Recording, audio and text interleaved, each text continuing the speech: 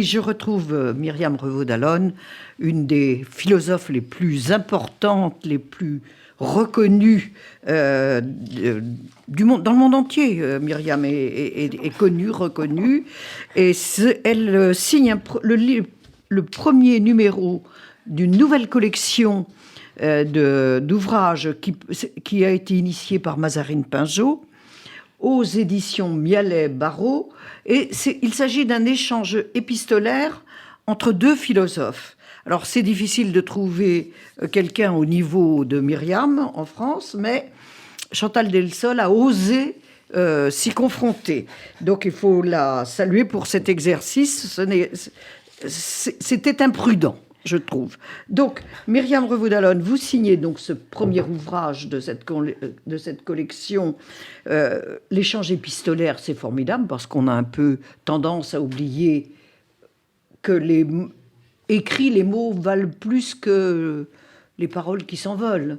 Et donc, ce premier ouvrage est consacré à la démocratie, quelque chose qui a nourri votre œuvre, et il s'intitule « Ainsi meurt la démocratie ».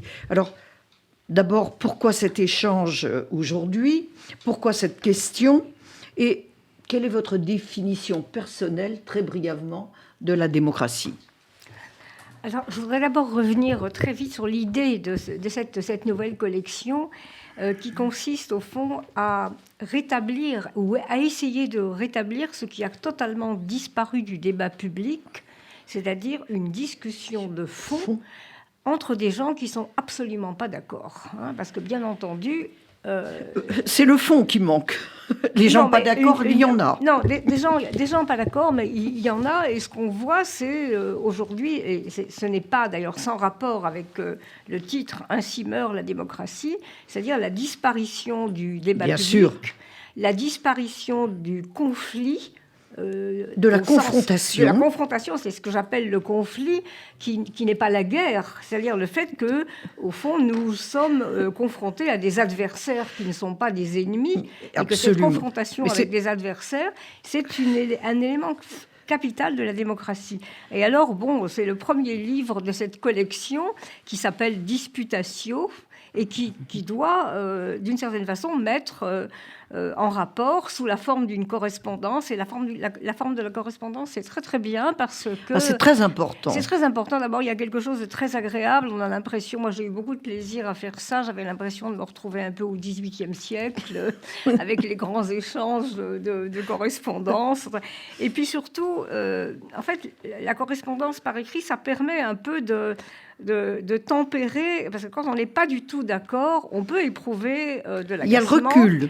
On peut éprouver même de la colère. Je ne dirais pas que je n'ai pas éprouvé par moments de colère.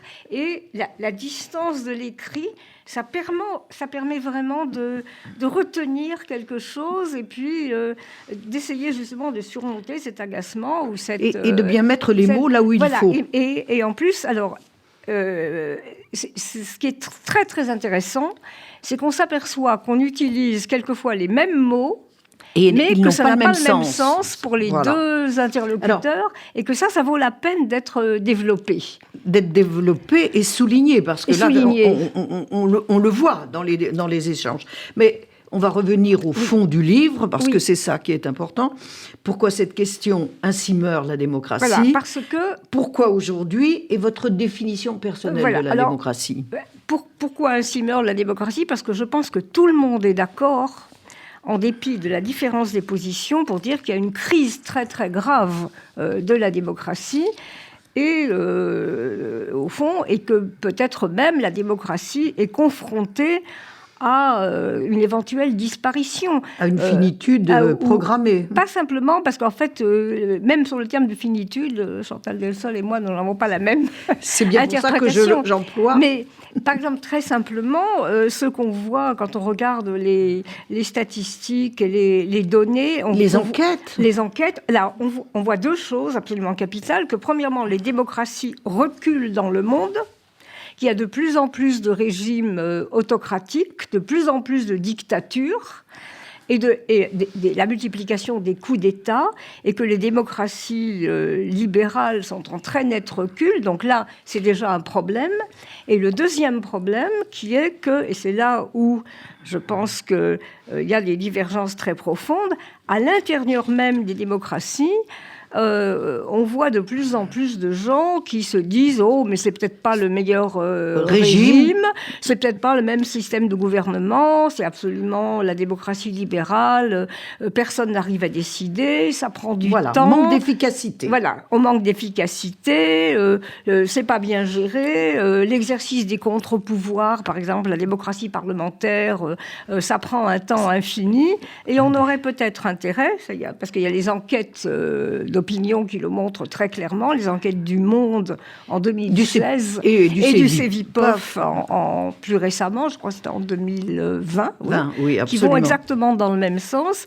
Il y a de plus en plus de gens qui disent bon, ben, maintenant ça suffit, on voudrait des décisions plus rapides et plus efficaces.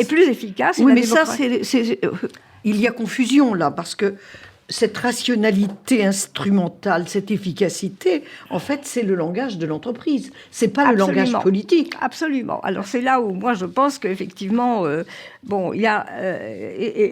alors, la réponse que l'on peut donner à cela, c'est que d'abord, la démocratie, et c'est une idée à laquelle je tiens beaucoup et que j'ai essayé de développer dans ce livre, et de défendre coûte que coûte.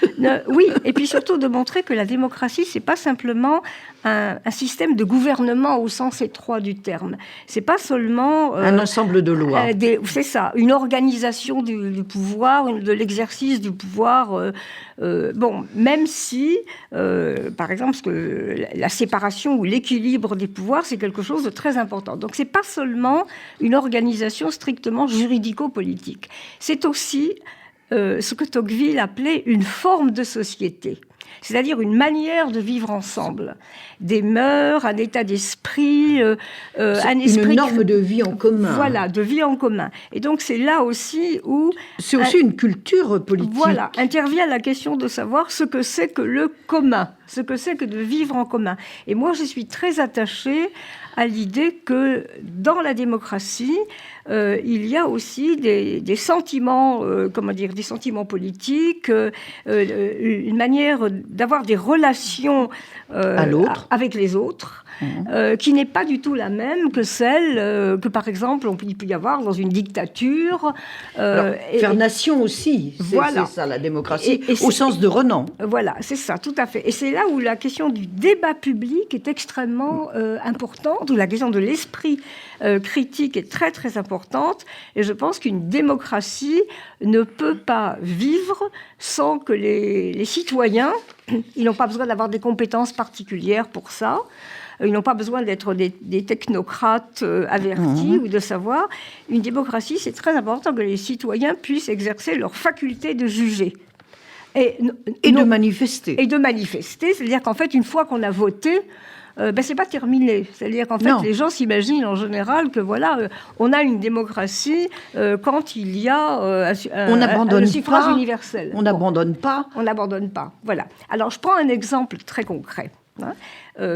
Justement, pour aller dans votre sens, Luce, quand les théoriciens de ce qu'on appelait le gouvernement représentatif ont toujours dit qu'une fois que les citoyens avaient voté, eh bien, ils n'avaient pas terminé d'exercer leur pouvoir. Il y avait, les manifestations, il y avait toutes les formes d'intervention dans l'espace public, outre les institutions, les parlements, enfin toute la liberté d'expression. La liberté d'expression, la presse, c'est quelque chose de capital. Bon, et donc ça, c'est un ensemble d'éléments qui font que les citoyens normalement doivent intervenir aussi entre les élections, ou peuvent intervenir. Alors, ils sont libres de ne pas le faire si ça ne les intéresse pas, on ne va pas les obliger. C'est ce qu'on appelle la paresse démocratique. Enfin, ou la fatigue, on dit beaucoup maintenant la fatigue ou la lassitude démocratique. Mais quand on prend... Si on se limite... si on se contente de dire que la démocratie, c'est le jeu des élections, on voit qu'il y a des régimes qui sont des régimes un peu hybrides.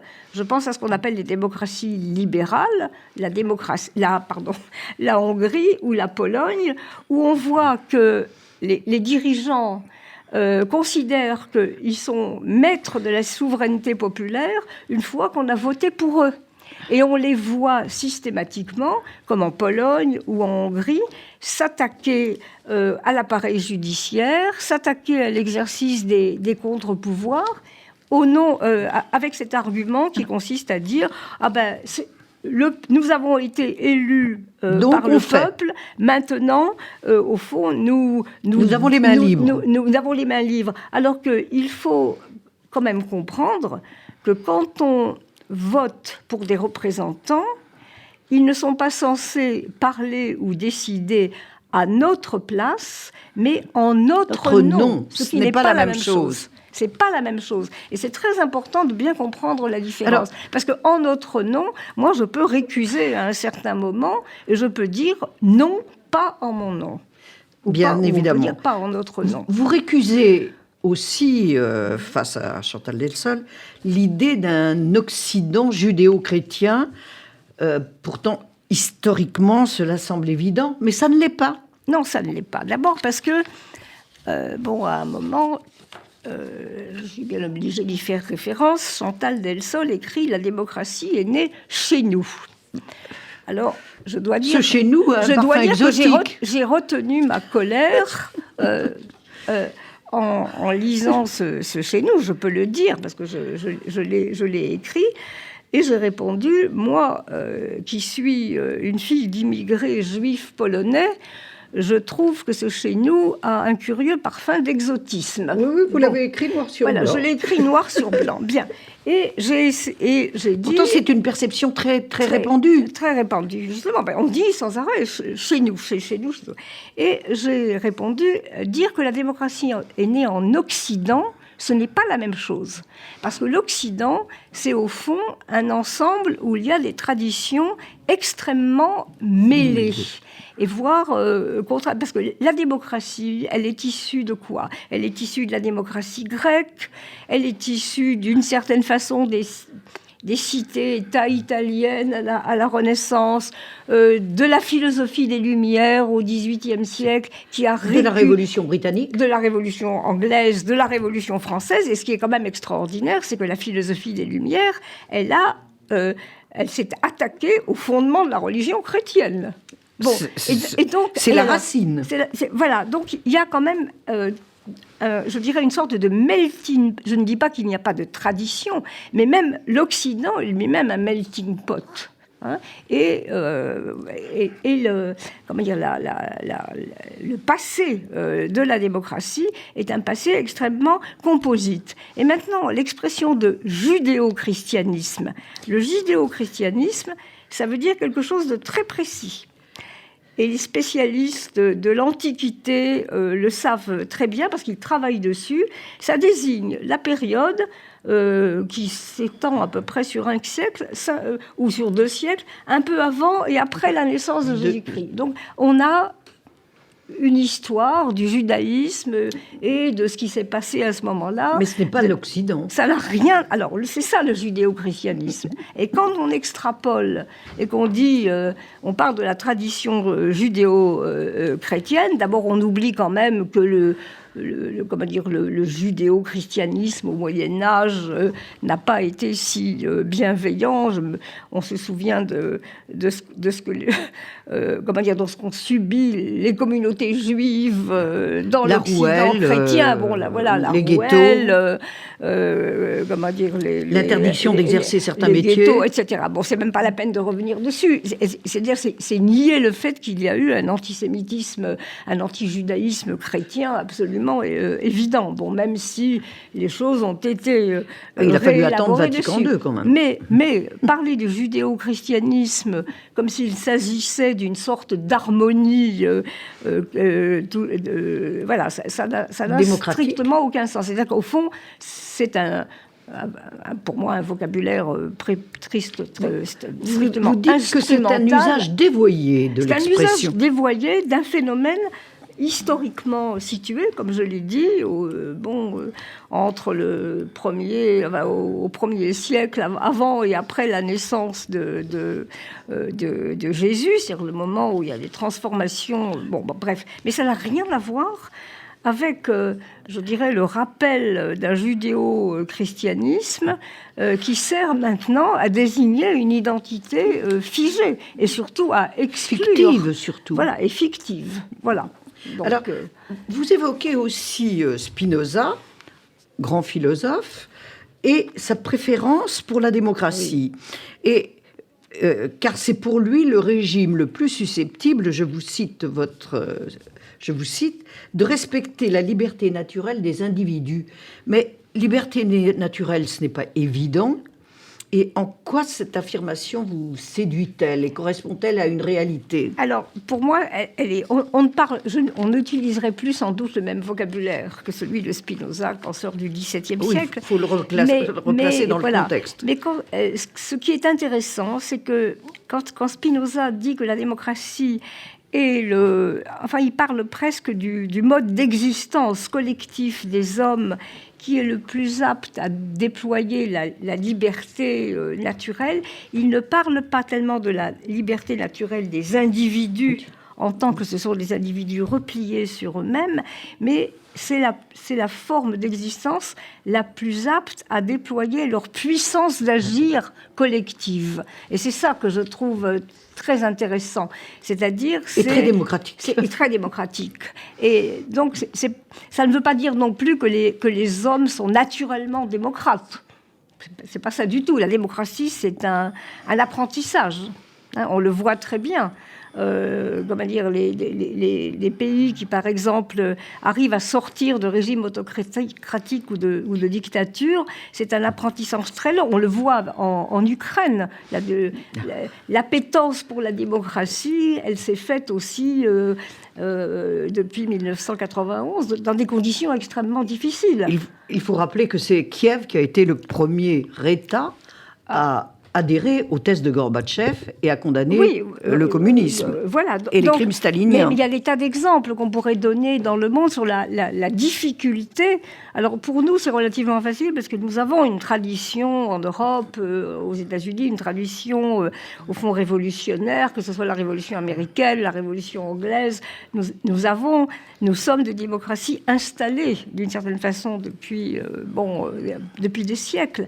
Donc Spinoza ne veut pas dire que les hommes sont naturellement démocrates ou qu'ils ont, mais il veut dire que c'est une culture politique. C'est une culture, mais c'est cette culture qui est la plus apte, je dirais, à déployer la puissance d'agir collective qui n'est pas en contradiction pour lui avec la liberté individuelle. Voilà.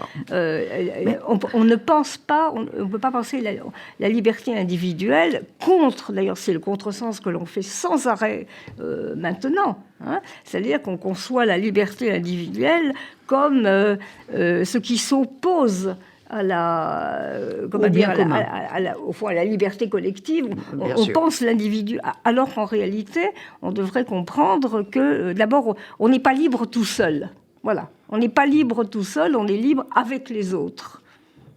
Alors, contre les autres, contre les autres aussi. Et pour les autres, voilà. Donc, mais ensemble. Ça ne veut pas dire qu'on est toujours d'accord, mais ça veut Bien dire évidemment. Que ça s'exerce toujours dans la confrontation. Alors, pour vous répondre à cette question, ainsi meurt la démocratie, vous affirmez que la démocratie, enfin vous suggérez que la démocratie telle que définie par Aristote, c'est fini, oublié.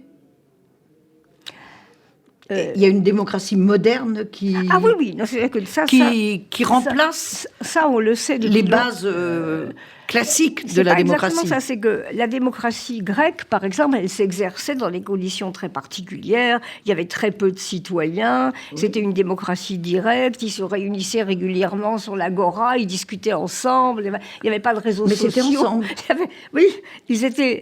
C'était pas du virtuel. Hein, ni même c'était pas non plus une démocratie représentative. Il y avait un corps de citoyens très limité. Les hommes libres, parce qu'en fait, les esclaves des démocraties, ils étaient très peu nombreux et, c'était dans des conditions tout à fait différentes. Depuis le XVIIIe siècle, nous sommes dans des démocraties qu'on appelle des démocraties représentatives, c'est-à-dire où on vote précisément... Pour désigner... Pour déléguer son pouvoir, comme je l'ai dit tout à l'heure, non pas à notre place.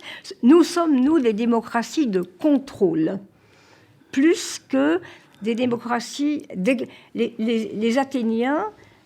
La démocratie athénienne était un système où les citoyens exerçaient directement le pouvoir. Bon. D'ailleurs, il n'y avait pas d'élection, les fonctions étaient tirées au sort. Il y avait un tirage au sort. Bon. Et nous sommes dans des démocraties qu'on pourrait appeler des démocraties de contrôle. Il y a justement dans cette démocratie moderne que vous évoquez beaucoup de nouvelles revendications qui s'expriment. Alors, selon vous, quelle est leur légitimité dans la démocratie telle qu'elle devrait s'exercer? Alors écoutez, ça c'est une question très intéressante, parce que la démocratie, c'est pas quelque chose qui est fixé une fois pour toutes. Ça évolue. Bon, ça évolue, c'est pas fixé une fois pour toutes. Et quand par exemple, il y a des revendications, disons que au départ, on pouvait concevoir que, au fond, un certain nombre de problèmes n'avaient pas à rentrer dans le champ politique. Par exemple, on ne s'occupait pas des femmes. Bon. On ne s'occupait pas, comment dire, au fond, on ne s'occupait pas des homosexuels, on considérait que c'est... Bon. Or, il y a un certain nombre de revendications qui sont rentrées dans l'espace politique et qui sont... alors, à partir de là, il y a deux positions possibles. La mienne, c'est de considérer qu'il faut examiner la légitimité de ces revendications et considérer que, quand elles sont légitimes, elles enrichissent le débat public. Et je ne suis pas pour qu'on dise que ce ne sont pas les revendications politiques. Par exemple, il est évident que la question des femmes, la question de leur participation à la vie politique, la question des violences qui leur sont faites, de la discrimination, c'est un problème démocratique et c'est un problème qui concerne la démocratie et l'espace public. Alors, malheureusement, le temps passe. J'aurais voulu évoquer avec vous beaucoup d'autres choses, mais qu'est-ce qui manque justement à cette campagne présidentielle actuelle pour réveiller l'intérêt des Français, pour les faire adhérer de nouveau à la démocratie? Bon, c'est très, très compliqué. Et à l'exercice du vote. Donc, on peut dire que, d'une certaine façon, la campagne actuelle est complètement écrasée par les événements d'Ukraine. Elle est complètement... Ça, c'est un constat, on le sait. Mais la deuxième chose, c'est que c'est un problème qui n'est pas un problème récent. C'est des décennies qui a une espèce de désintérêt pour la chose publique. De désamour, même. Un désamour, une désaffection. Et surtout, l'idée que, au fond, ça fait des décennies que les gens ont l'impression de voter par défaut. C'est-à-dire, non pas de voter pour, mais de voter contre. Oui, c'est ça, plutôt de voter contre. Et alors, là, je ne peux pas répondre à votre question tellement c'est compliqué. Alors, peut-être que le régime présidentiel, c'est une hypothèse, ne favorise pas non plus l'exercice d'une démocratie indépendamment du suffrage universel. Pour conclure, très très vite, Myriam, est-ce que justement vous évoquez cette guerre en Ukraine qui met en évidence le régime autocratique de Poutine? Je me demande même si on n'a pas par certains côtés un retour au régime totalitaire. Ça, c'est une question très intéressante. C'est une question qu'il faudra poser c'est une autre question. Fois. Mais où même la presse libre et indépendante cesse de paraître. Est-ce que ça ne peut pas réveiller nos concitoyens, leur faire comprendre qu'il y a des valeurs essentielles à défendre et que leurs revendications, pour légitimes qu'elles soient, sont pas vitales pour la démocratie et pour l'exercice du pouvoir? Mais ça, je suis tout à fait d'accord. C'est-à-dire qu'en fait, si ça pouvait faire prendre conscience... mais c'est pas la première fois. On a eu l'expérience, par exemple, des printemps arabes. Bon, même si, quelle que soit la façon dont ça s'est terminé, le problème n'est pas là. C'est qu'il y a eu à plusieurs reprises des expériences ailleurs où on montrait que les gens avaient envie de démocratie à tel point que ça devait nous faire réfléchir sur notre propre fatigue. Maintenant, il faut nous donner les moyens de sortir de cette fatigue démocratique. Myriam Revaud-Dallon, merci. Vous publiez aux éditions Mialet-Barrot « Ainsi meurt la démocratie », un échange épistolaire avec Chantal Delsol. Et vraiment, lisez ce petit livre, c'est un chef-d'œuvre de dialogue, d'échange, où on essaie de remettre l'essentiel au cœur de la réflexion. Merci Myriam. Merci.